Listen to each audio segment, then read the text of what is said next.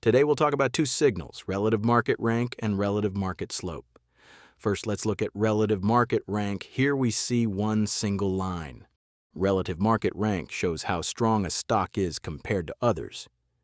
It gives a score from 0 to 100. The higher the score, the stronger the stock. Let's take Google as a real-time example. Its relative market rank is now 92. That means Google is one of the strongest stocks in the market. A score this high shows strong demand and solid momentum. Now let's zoom in on this area. The stock reached the top at 96. Then it dropped down to 24.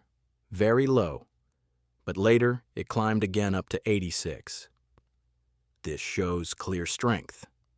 Now, the interesting part is the slope. This signal shows the trend direction of relative market rank.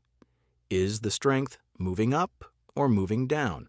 For example, the score was at 21. Investors were not interested. Then the slope turned sharply higher, from 21 up to 71. That's a big change. Later, it moved even higher, and from 87 up to 95. This means momentum is very strong. Together, relative market rank and relative market slope show not only how strong a stock is, but also the direction of that strength. Thank you for watching. Enjoy the platform and don't forget to do your own research.